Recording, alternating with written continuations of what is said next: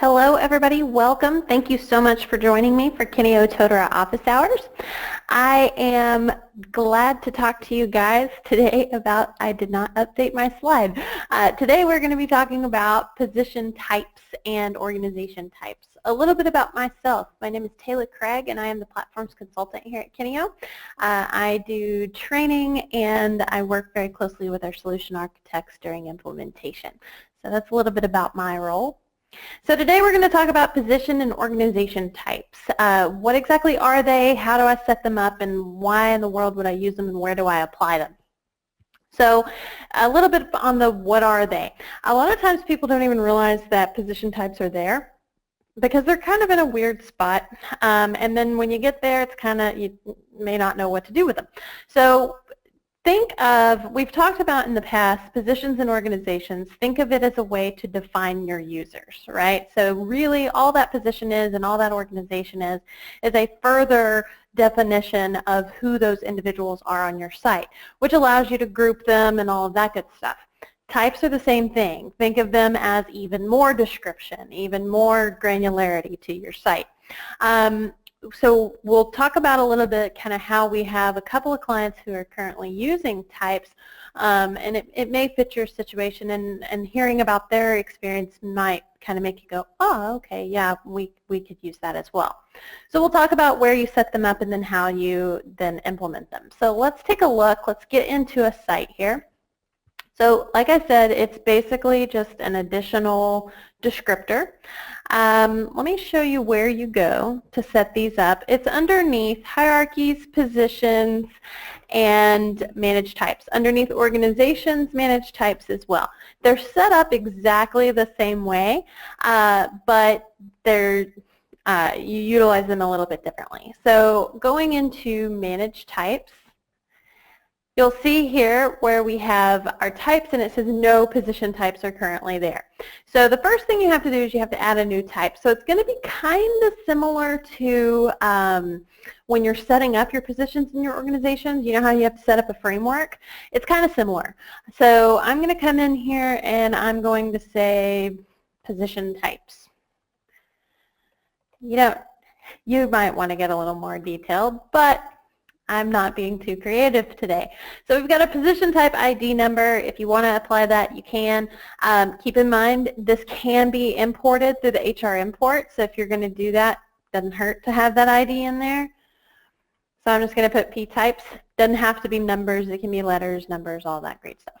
Now you can put in a description if you'd like, and then save your changes. So what this is going to do is it's going to give me the ability to add in those fields. So it's showing me here that I have position types 0, unclassified 20.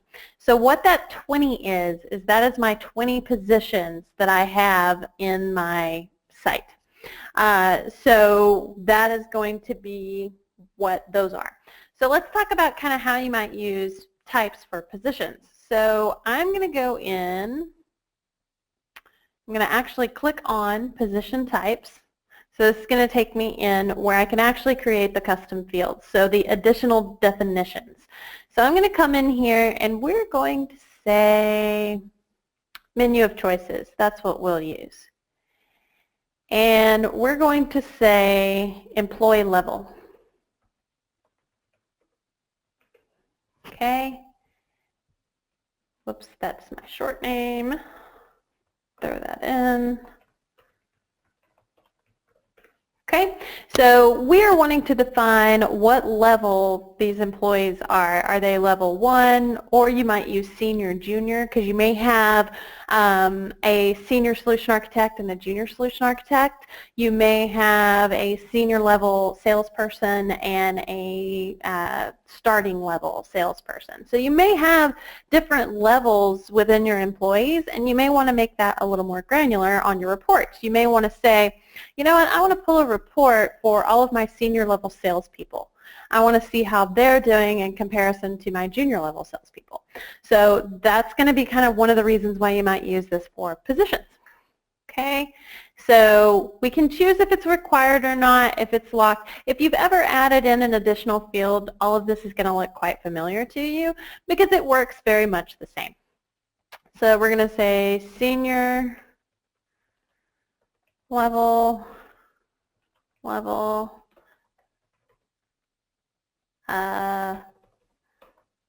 entry. That's the word I was thinking of. You don't have to put in a default value if you don't need to. And then save changes. Okay. So now you have your actual employee level, and you can then go in to those types. You're still going to see some that are unclassified. So we're going to go in to manage our positions. So now we can go into our actual framework and we can apply those types. So here, and we've actually already added senior director into the title, but we could come in here and we could actually see now, we now have an area for type. So we can come in, we can change the type, and we can choose then our employee level. Yes, we want to reclassify. And so now it gives us the option to come in and choose the level. So we can change that, and now we have an additional descriptor.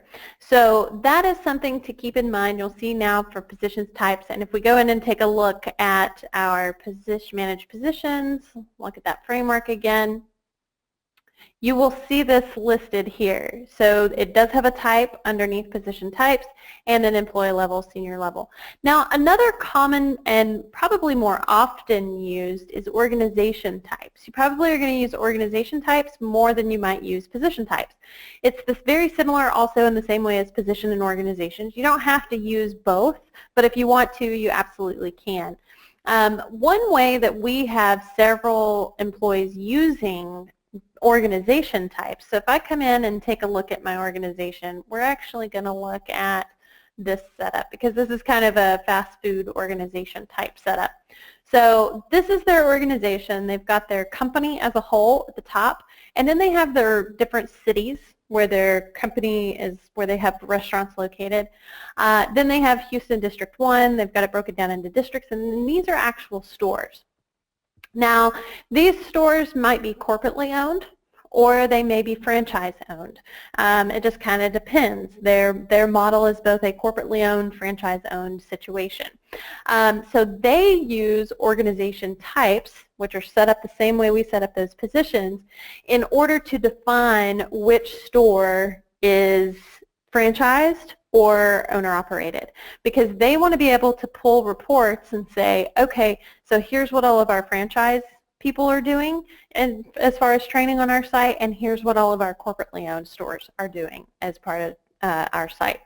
So that's probably one of the more commonly used scenarios, but basically it allows you to define those because you may have one that's owner-operated in Houston District 1, and then you may have two that are corporately owned.